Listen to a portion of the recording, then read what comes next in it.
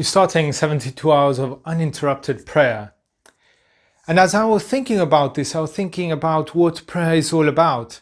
And actually the main aspect of prayer is our relationship with God. It's building that relationship, it's hearing from Him and opening up to Him and Him hearing from us. It's building that one-to-one relationship. But there's an aspect of prayer which we call intercessions. And to intercede is to speak on behalf of someone, to ask on behalf of someone. And what we're doing in intercessions is asking God to act on behalf of someone else or on behalf of a different situation. And the first thing I'd like us to think about when we talk about intercession is, when we intercede, are we asking God for a favor or are we doing God a favor? Because our attitude towards this will actually affect how we do it and how often we do it and how important it is for us. Are we asking God for favors? Yes, we're asking Him to intervene in different situations in the world and in our lives and in people we know. Are we doing God a favor? Yes, because we find in the Bible once and again, intercede, pray for this. And there's so much about prayer in the Bible and intercession. So actually we're doing both. And that is because God has decided to bring His kingdom to earth through us. If we see across the whole Bible, we see that God's kingdom is built in partnership between His people and Himself.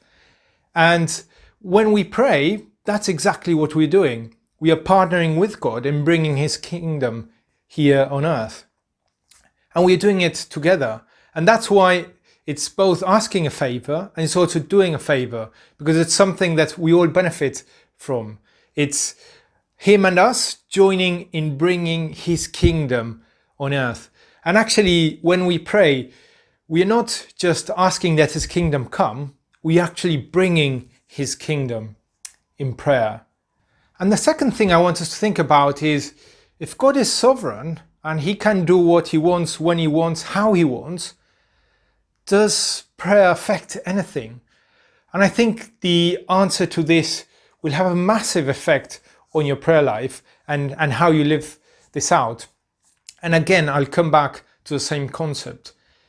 I believe strongly that God partners with us in bringing His kingdom here. And it depends on us as much as it depends on Him. And He's chosen to do that this way, and that was His choice, to give us that responsibility and that authority to work together. And therefore, in intercessions, we are bringing God's kingdom. And therefore, if we pray for something, it will have an effect. Maybe not the effect we want or the response we would like, but it does have an effect. But if we don't pray, then that will also have an effect. And that's why I strongly believe that prayer is a motor to any healthy church, and prayer is a motor to any healthy movement of God. I don't know about you, but I long and I hunger to see more of God always. And therefore, I'm called to do my bit, to pray and intercede, and to wait on God and see what He will do to partner together. And I'm going to finish with a passage from Ephesians 6 that just shows how important our intercessions are. And I pray in the Spirit on all occasions, with all kinds of prayers and requests.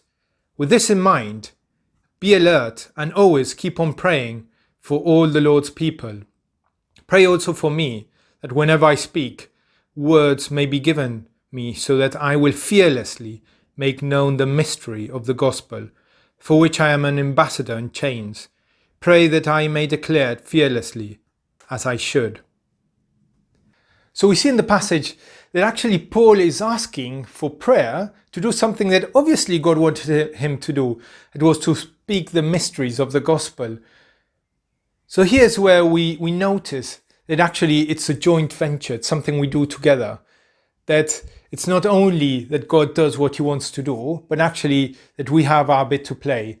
And that prayer is actually a very powerful tool, a weapon to make this happen. To work with Him in seeing His kingdom established, to see other people drawn to Him, to to see him work amongst us. So I'd like to really encourage us to spend time interceding this week, and obviously afterwards the rest of our lives, because it might be the most powerful thing we have at hand, and especially in times of lockdown.